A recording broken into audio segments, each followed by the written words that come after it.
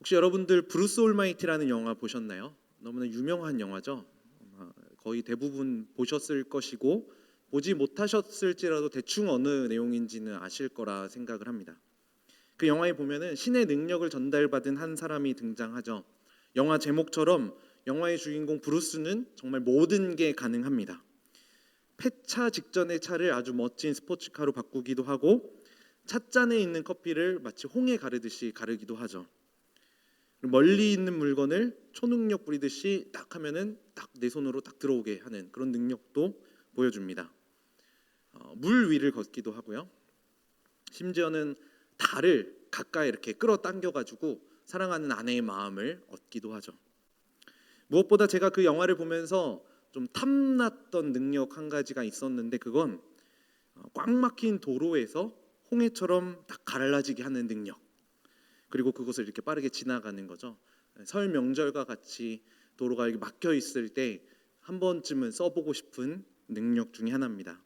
여러분들은 이러한 하나님의 능력, 전능하심 이러한 것들 중에서 우리 가운데 하나만 필요하다면은 하나님이 어떤 일을 우리의 삶 가운데 해주시기를 원하고 계신가요? 오늘은 하나님이 가지신 능력에 대해서 한번 살펴보려고 합니다. 하나님께 있어서는 당연히 전능하심이 되겠죠. 하나님의 전능하심.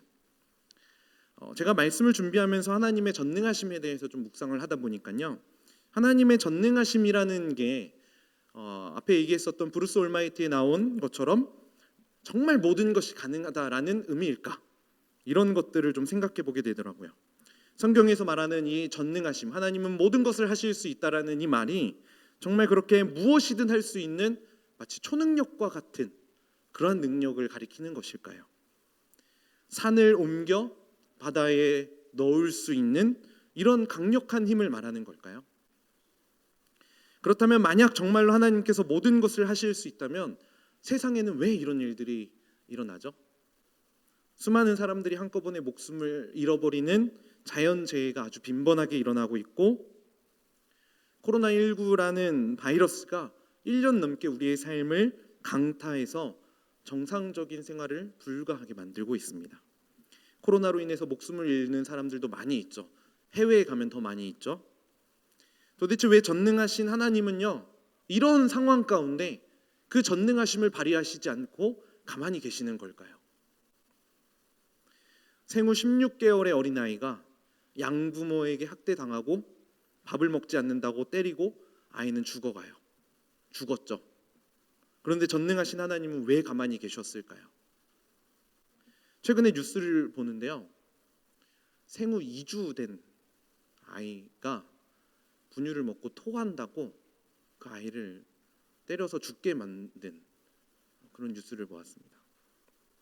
전능하신 하나님이신데 그 절망적인 순간에 즉각적으로 하나님의 그 전능하신 그 능력을 발휘하셔서 그 어린아이들만큼은 죽지 않도록 하실 수 없었을까요? 요즘 보니까 데이트 폭력 이런 것들도 굉장히 많아지더라고요. 성폭행, 성추행, 묻지마 폭행, 묻지마 살인. 왜 이러한 끔찍한 일들이 일어날 때 하나님의 전능하심은 침묵하고 있는 걸까요? 이런 질문을 안고 한번 이렇게 생각해 보려고 해요.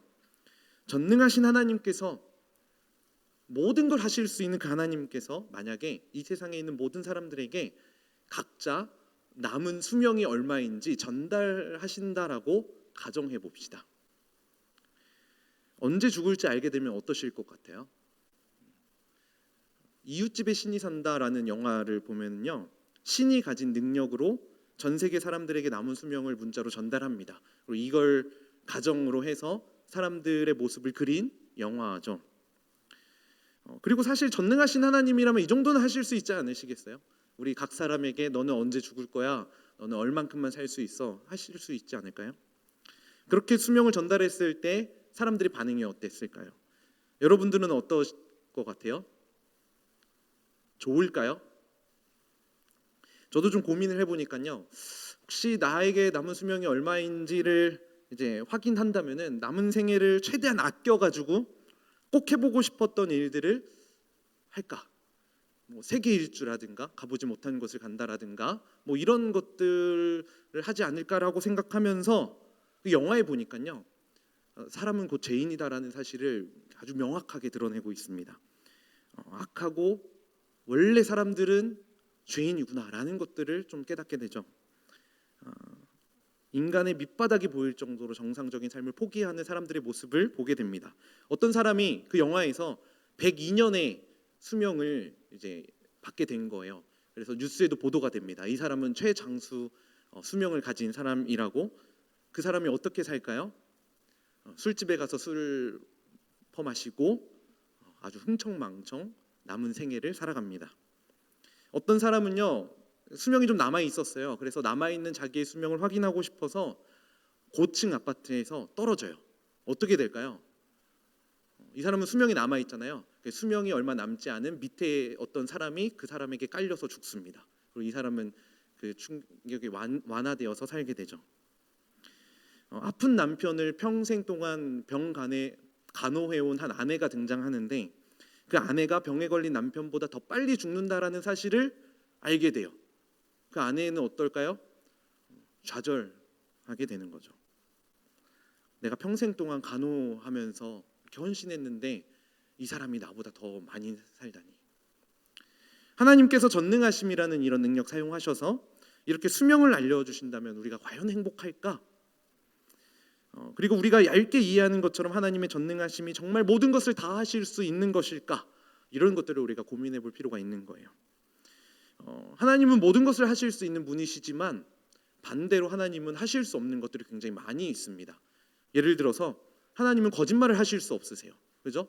전능하시면 거짓말도 하실 수 있어야 되는 거 아닌가요? 근데 하나님은 거짓말 하실 수 있는 분이 아니시죠. 신실한 분이시기 때문이에요.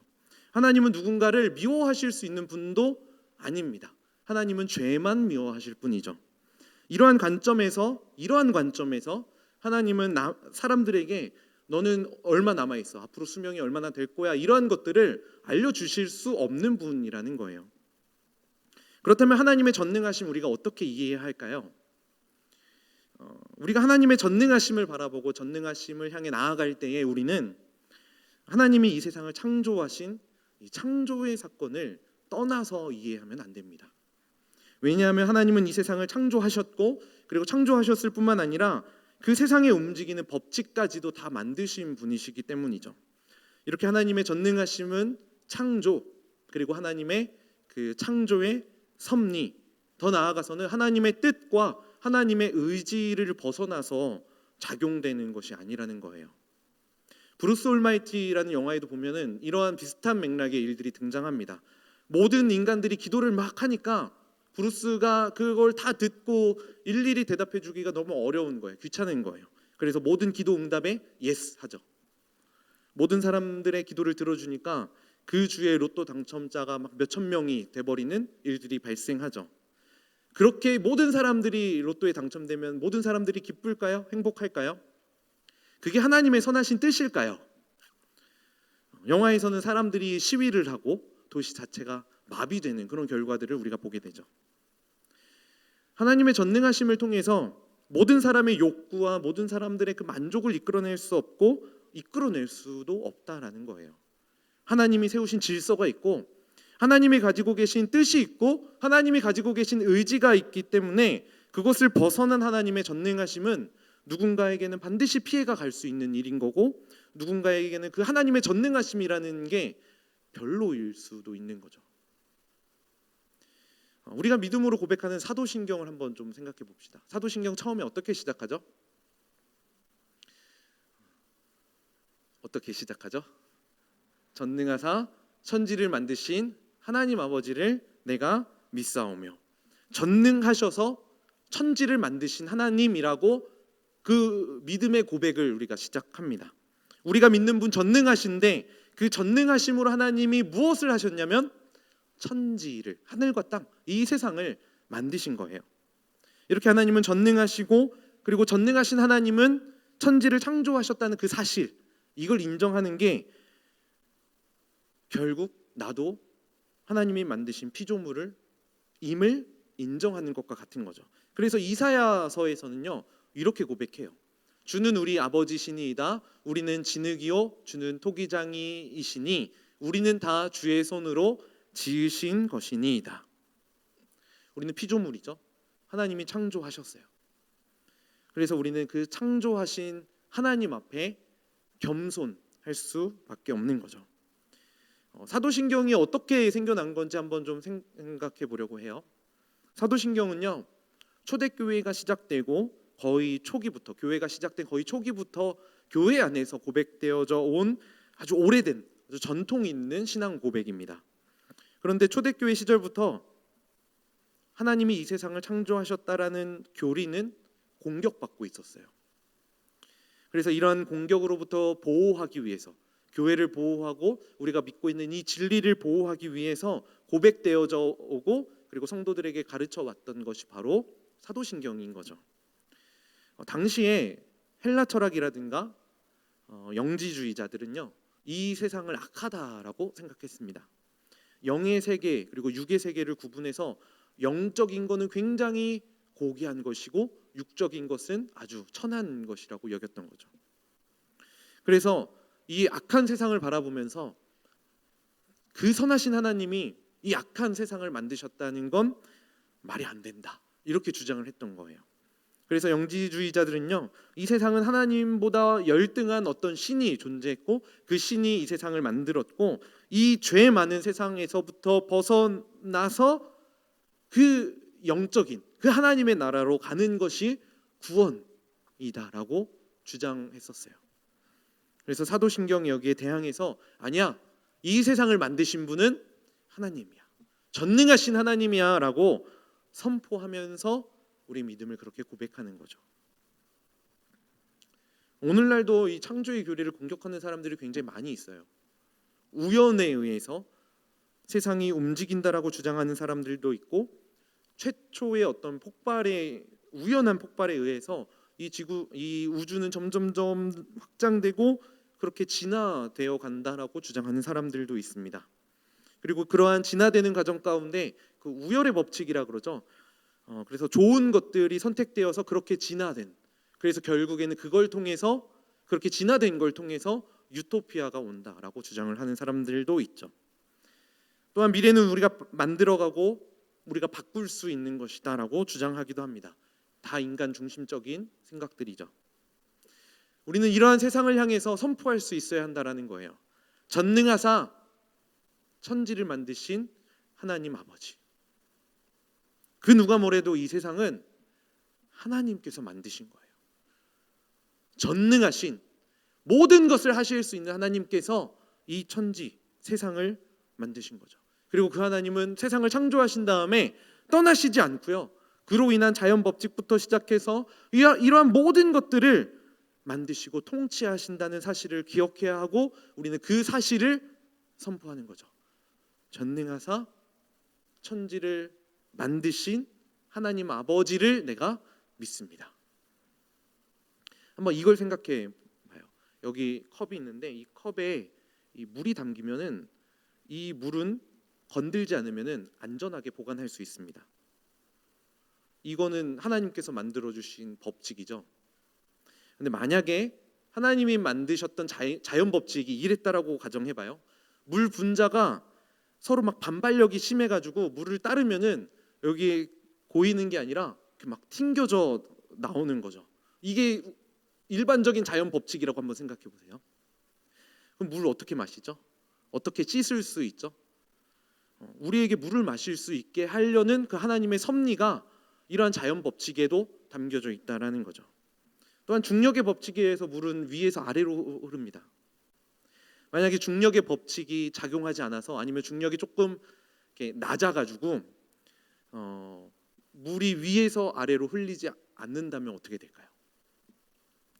그렇게 되면 화장실은 어떡하죠? 다 위로 이렇게 솟아오를 텐데, 씻을 때는 어떻게 씻고? 이러한 것들이 전부 하나님의 통치하심이고 하나님의 다스리심이라는 거예요.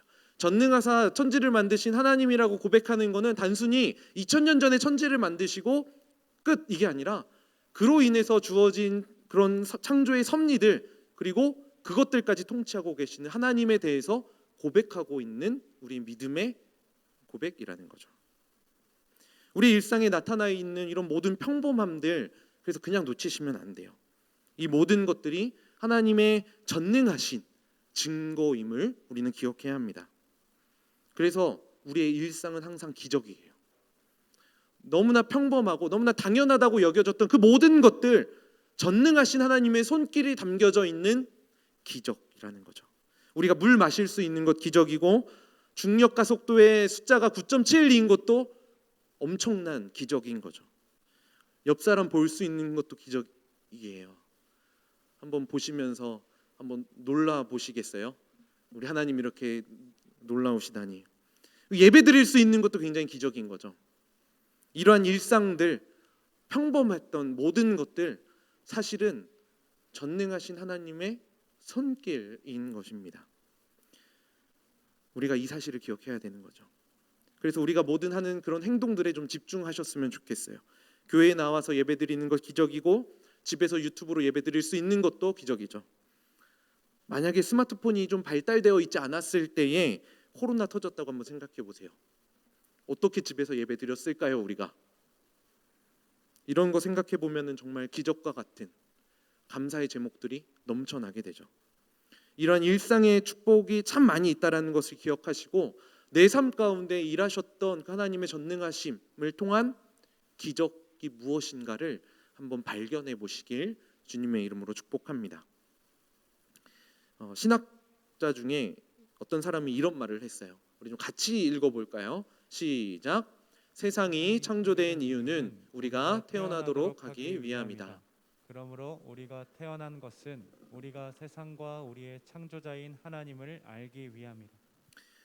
창조된 것도 우리를 위한 것이고, 그래서 우리가 태어난 것은 우리를 만드시고 우리를 지으시고 태어나게 하신 그 창조자인 하나님을 알게 하시는 것, 그 모든 일상들을 바라보면서 이 하나님을 기억하고 이 하나님을 바라봐야 하는 것이죠. 앞으로 여러분 물 마실 때 물 한 잔 하고, 야, 기적 감사합니다. 한번 샤워하고 물 나오는 거 보면서, 물이 아래로 흐르는 거 보면서, 와, 이런 놀라운 기적 감사합니다. 옆 사람 보면서도, 야, 너 만날 수 있는 거 참 기적이다. 너 반갑다. 고마워. 그 기적 알게 해줘서. 이렇게 고백할 수 있으면 좋겠어요. 그래서 옆 사람 보시면서 좀 이렇게 기니까 기적 하면서 한번 쓱 웃어주세요. 기적.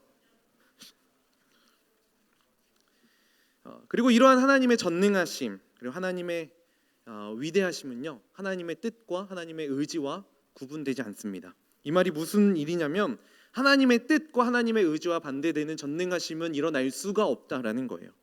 에베소서 1장에 보시면, 모든 일을 그의 뜻의 결정대로 일하시는 이의 계획을 따라라고 고백합니다.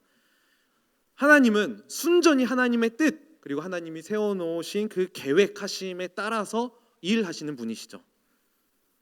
이러한 하나님의 뜻, 이러한 하나님의 계획이 아주 명확하게 드러나는 본문이 바로 오늘 말씀입니다. 오늘 본문은 하나님께서 아브라함에게 나타나셨고 새롭게 언약을 확인시켜 주시는 본문이죠. 특별히 아브라함은 99세였고 이때 아브람의 이름이 아브라함으로 바뀝니다. 아브라함의 아내 사라는 89세였죠. 그런데 하나님께서는 사라를 통해서 아들이 태어날 것이다 라고 다시 한번 이 약속을 확인시켜 주십니다.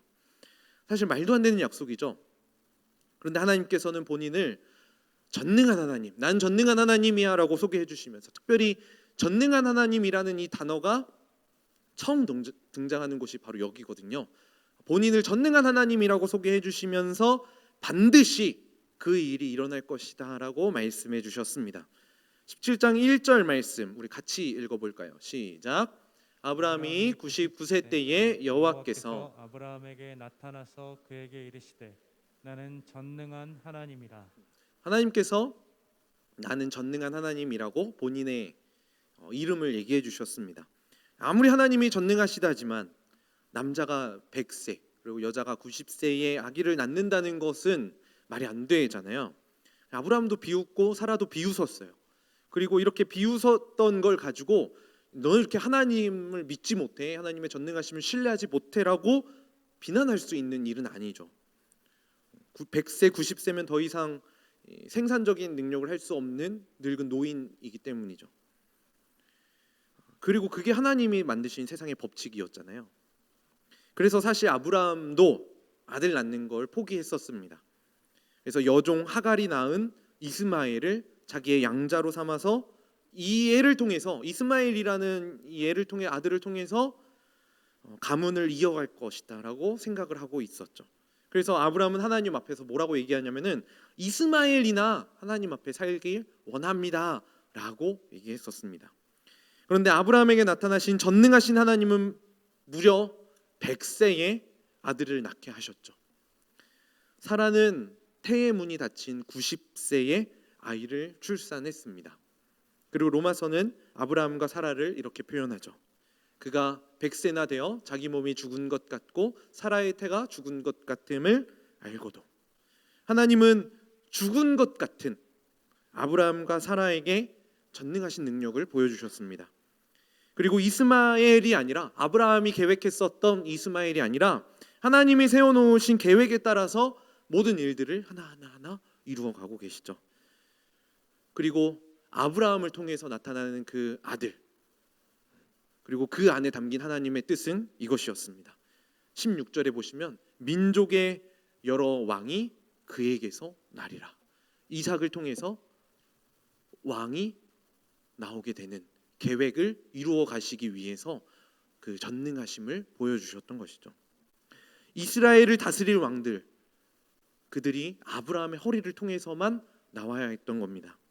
그러기 위해서는 여종인 하갈을 통해서 아들이 태어나면 안 되는 것이고 반드시 사라를 통해서 나와야 했던 것이죠. 이게 하나님의 뜻이었고, 결국 하나님의 이러한 전능하심은 하나님이 가지고 계신 뜻, 하나님이 가지고 계신 계획, 하나님이 가지고 계신 그런 의지를 통해서 이루어질 수 있다라는 겁니다. 하나님의 뜻, 하나님의 의지가 없이 하나님의 전능하심이 아무 때나 작동하지는 않는 거예요. 사람들에게 남은 생애가 얼마나 있는지 알려주는 거 전능하신 하나님 하실 수 있는 일이죠. 하실 수 있죠, 당연히. 그런데 그렇게 알려주는 건 하나님의 뜻이 아닌 거예요. 차를 타고 가다가 차가 막힐 때 길 옆으로 차들이 싹 비켜주고 나는 그 가운데 길로 이렇게 쑥 지나가는 거 하나님 하실 수 있죠. 그런데 하나님 그렇게 하시지 않으세요. 왜냐하면 그게 하나님의 뜻이 아니거든요. 그리고 그렇게 옆으로 비켜난 그 차들의 주인은 도대체 무슨 죄예요? 이건 하나님이 원하시는 일이 아니라는 거죠.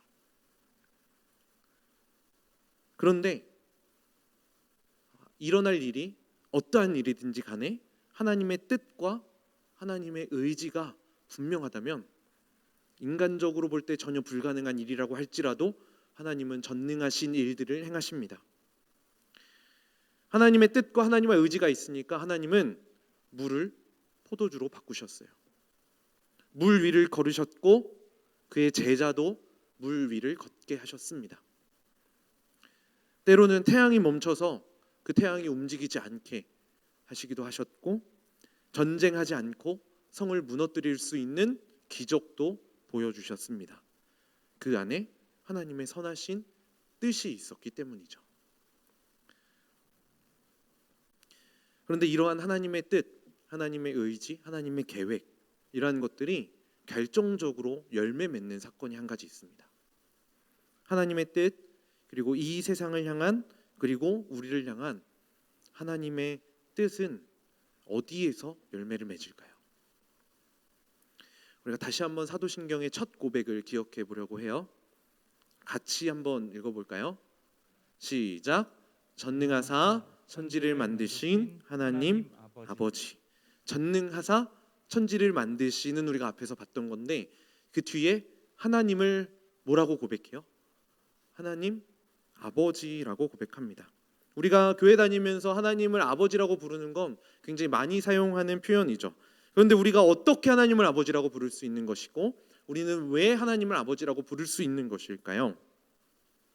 그리고 성경을 조금만 더 깊이 살펴보면 우리가 하나님을 아버지라고 부를 수 있는 건 엄청난 하나님의 은혜이자 하나님의 전능하심의 절정, 끝판왕이라고 할까요? 절정이라고 할 수 있습니다. 에베소서 1장 5절에 보시면 그 기쁘신 뜻대로 우리를 예정하사 예수 그리스도로 말미암아 자기의 아들들이 되게 하셨으니라고 고백합니다. 누구로 말미암아 우리가 하나님의 자녀가 되었을까요? 누구로 말미암아? 예수 그리스도로 말미암아 우리의 아들들, 나의 아들들이 되게 하셨다. 상속의 권리가 있는 자녀로. 이 아들들이라는 표현이 딸이라는 표현이 없어서 좀 아쉽게 느껴지시나요? 아들이 모든 상속을 이어받을 수 있기 때문에 아들이라고 표현을 했던 것이죠.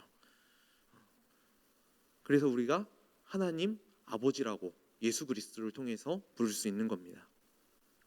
제가 좋아하는 찬양 중에 이런 고백이 있어요. 그래도 하나님 아버지, 하나님을 아버지라 부를 수 있어서 난 참 좋습니다. 오 나의 하나님 아버지, 하나님을 아버지라 부를 수 있어서 난 참 다행입니다. 다행이죠. 우리는 부를 수 없는 자들인데 부를 수 있게 된 거니까. 오 나의 하나님 아버지, 하나님을 아버지라 부를 수 있어서 난 참 좋습니다. 하나님을 아버지라고 부를 수 있어서 참 다행이라는 이 고백. 아버지라고 부를 수 있는 건 정말 말로 표현할 수 없는 하나님 베풀어 주신 은혜입니다.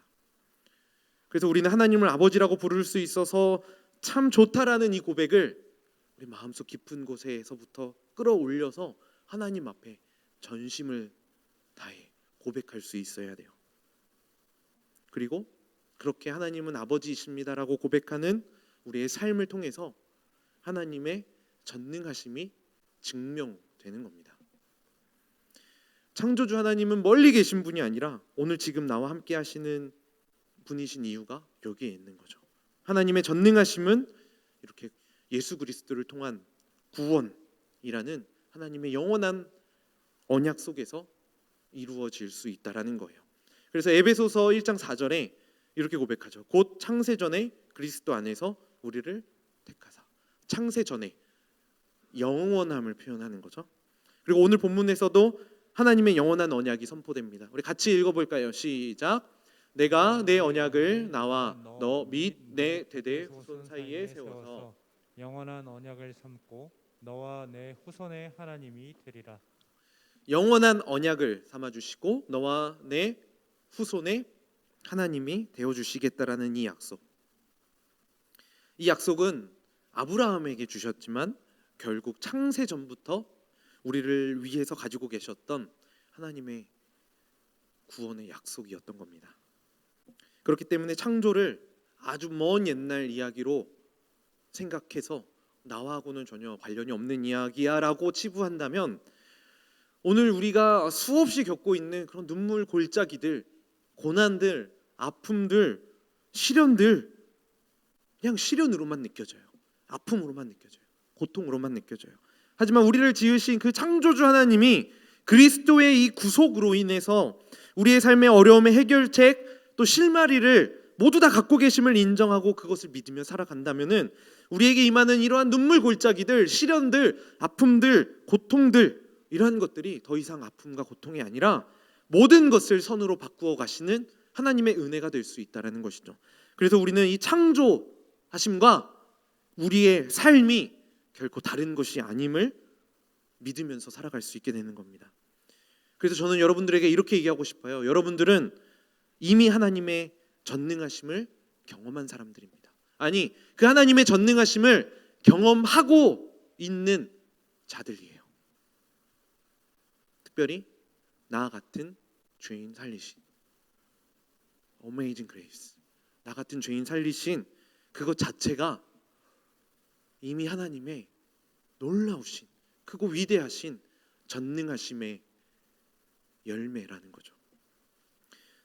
단순히 초능력 같은 전능하심을 우리에게 보여주시지 않는다고 할지라도 이미 우리는 하나님의 전능하심을 경험하면서 살고 있는 겁니다.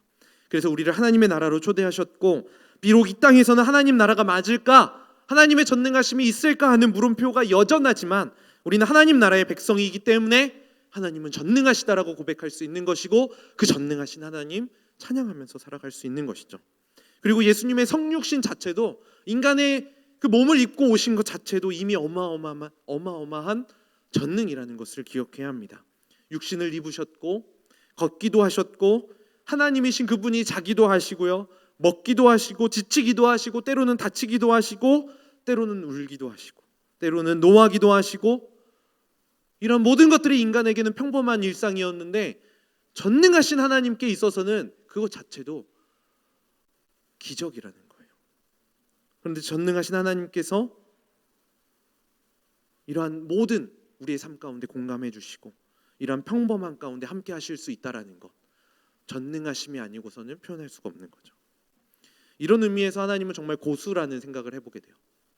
진짜 고수는 막 에너지를 막 이렇게 쏟아내는 게 아니라 이렇게 어떠한 이렇게 힘을 이렇게 조절할 수 있는, 그래서 이렇게 포스가 느껴지는, 조용히 얘기해도, 저는 아직 고수가 아니어서 강하게 얘기해야 되는데 고수가 되면은 조용히 얘기해도 강력하게 느껴지는 거죠.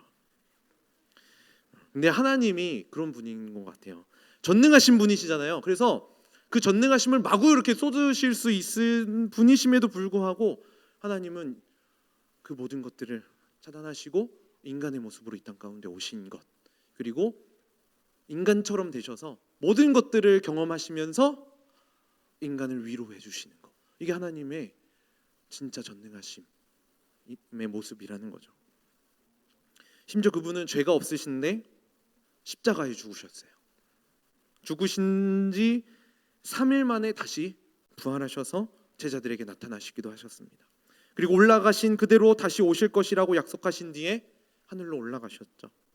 전능하신 하나님께서는 우리에게 놀라운 약속을 허락해 주십니다. 그런데 전능하신 하나님은 거기서 끝나지 않았어요. 본인만 부활하시고 본인만 하늘로 올라가신 게 아니라 이 약속을 우리에게 주셨습니다.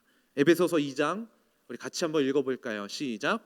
허물로 죽은 우리를 그리스도와 함께 살리셨고 또 함께 일으키사 그리스도 예수 안에서 함께 하늘에 우리를 함께 살리셨습니다.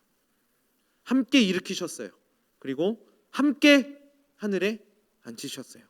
하나님만 그렇게 다시 살고 하나님만 다시 하늘에 올라가시고 하나님 전능하심을 그냥 하나님이 어떠한 분이신지 보여주기 위해서 다 쏟으셨던 게 아니라 그 전능하심의 은혜를 우리에게도 동일하게 보여주셨다라는 거예요. 사랑하는 동역자 여러분, 사랑하는 형제, 자매 여러분, 우리는 예수 그리스도로 인해서 하나님의 전능하심의 가장 큰 수혜자가 되었습니다. 그래서 우리는 그 전능하심을 힘입어 우리에게 주어진 삶을 살아갈 수 있게 됩니다.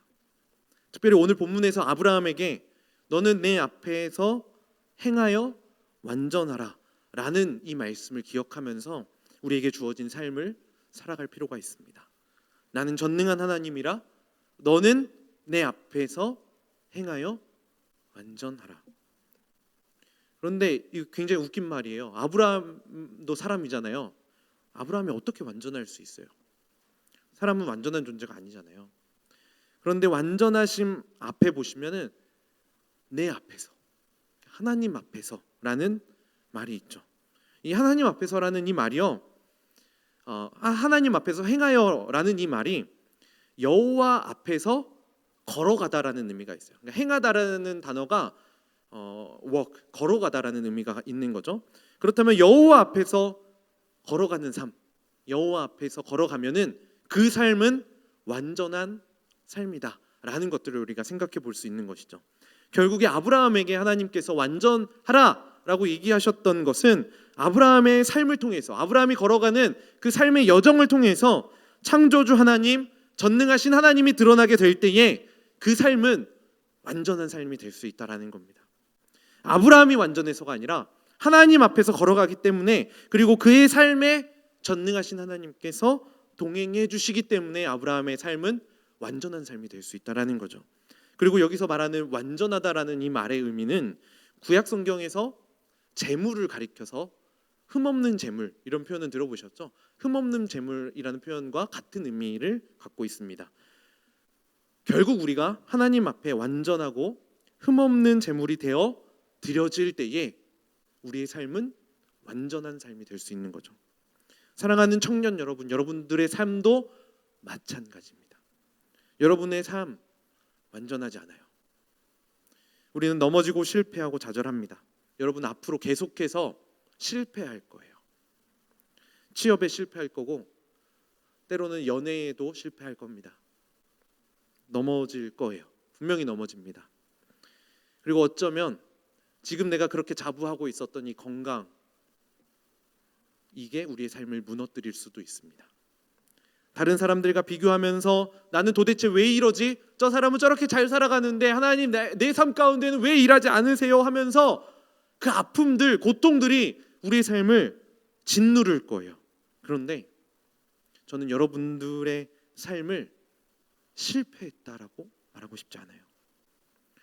여러분들 넘어졌고 여러분 좌절하고 실패했기 때문에 여러분들의 삶은 실패했습니다라고 말하고 싶지 않아요.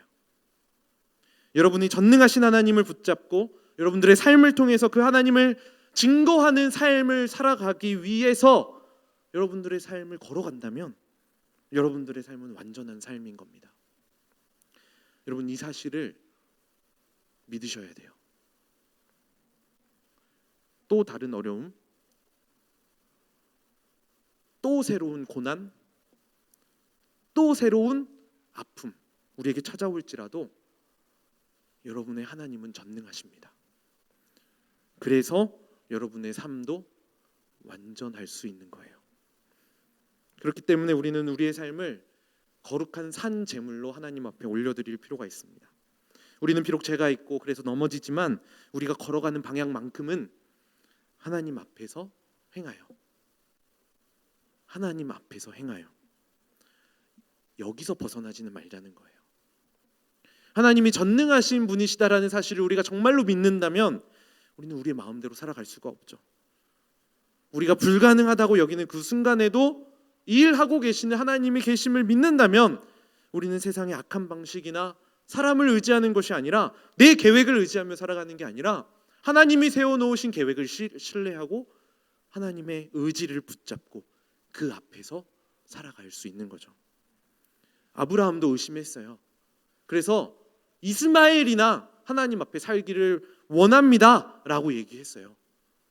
그런데 하나님 앞에서 행했어요. 그리고 그 하나님의 계획하심을 끝까지 기다리니까 모든 결과가 해피엔딩이었잖아요. 결국 하나님은 최선의 길로 인도하신다라는 사실을 우리가 붙잡고 그 하나님의 계획이 이루어지는 것들을 기다릴 필요가 있다라는 겁니다. 우리에게 주어진 삶이 결국 하나님의 통치하심을 드러내고 나의 삶을 통해서 창조주 하나님이심을 알길 원하시는 하나님의 뜻이 있다면 우리는 하나님의 때를 기다리고 하나님의 뜻을 구하고 하나님의 의지를 붙잡고 살아갈 수 있는 거죠. 마지막으로 오늘 본문을 한 번 더 살펴보고 우리가 찬양하며 기도하길 원합니다. 우리가 오늘 창세기 17장 1절부터 8절까지의 말씀을 봤는데요. 하나님이 아브라함에게 나타나셔서 하셨던 그런 말씀들, 약속들이 등장하죠. 한번 성경을 쭉 한번 보세요. 이 말씀들을 자세히 살펴보시면 하나님이 아브라함에게 계속해서 말씀하십니다. 하나님이 어떠한 분이신지 하나님의 이름에 대해서 얘기하시기도 하고 하나님 앞에서 어떻게 해야 한다, 어떻게 해라 라고 말씀하시기도 했고요. 이름을 너는 이렇게 바꾸고 사례의 이름은 뭐 어떻게 바꾸고 앞으로 너를 어떻게 이끌어가겠다라는 하나님의 약속이 등장했습니다. 이 말씀 가운데에서요, 다 하나님이 말씀하셨는데 아브라함이 한 게 있어요. 아브라함이 한 게 뭘까요? 하나님이 아브라함에게 어떻게 하라라고 말씀하신 것 말고 아브라함이 실제로 한 거는 뭘까요? 엄밀히 따지면 3절에 이거밖에 없어요. 우리 같이 한번 읽어볼까요? 시작. 아브라함이 엎드렸더니 아브라함이 하나님 앞에 엎드렸습니다. 아브라함이 하나님 앞에 한 거 하나님 앞에 엎드린 것밖에 없어요. 사랑하는 청년 여러분, 전능하신 하나님 앞에 우리가 할 수 있는 게 무엇일까요? 전능하신 하나님 앞에 우리가 보일 수 있는 방법은 엎드리는 것밖에 없습니다. 여러분 하나님 앞에 엎드리셔야 돼요. 피조물인 인간이 하나님 앞에서 하나님 왜 이렇게 하셨어요? 왜 이렇게는 안 하시죠? 이렇게 하면 더 좋을 것 같은데요? 이런 말을 할 수도 없고 하나님 앞에 해서도 안 되는 거예요. 왜냐하면 하나님이 가지신 계획이 가장 좋은 것이기 때문에 그래요. 하나님이 가지신 계획이 가장 선한 것이기 때문에 그래요. 반면에 우리가 생각하는 계획은 좋지 않을 수밖에 없어요.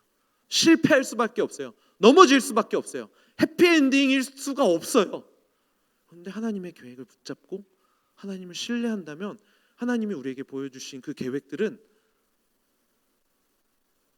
해피엔딩으로 끝나게 되는 겁니다. 하나님은 하나님의 가장 선하신 뜻대로 우리의 삶을 이끌어 가실 겁니다. 그래서 여러분들은 하나님 앞에 엎드리면 됩니다. 오늘 아브라함이 하나님 앞에 엎드렸었던 것처럼 주님, 주의 뜻대로 하시옵소서. 주의 뜻대로 행하시옵소서. 이것이 우리의 믿음의 고백이 되길 간절히 소망합니다. 우리 시간에 같이 하나님의 앞에 좀 찬양하면서 우리의 믿음의 고백을 하나님 앞에 올려드리길 원하는데요. 실패가 없으신 하나님, 그래서 우리가 구하는 것보다 우리가 원하는 것보다 위대하셔서 우리의 삶을 신실하게 인도하시는 그 하나님을 우리가 좀 신뢰하기를 원합니다. 그래서 우리가 좀 하나님 앞에 심정적으로라도 좀 엎드리는 시간이 되었으면 좋겠어요. 내 삶을 주님 앞에 맡겨드립니다. 내 삶을 주님 앞에 드립니다. 우리 시간 다 같이 자리에 일어나서 우리의 믿음의 고백으로 하나님 앞에 찬양하며 나아갑니다.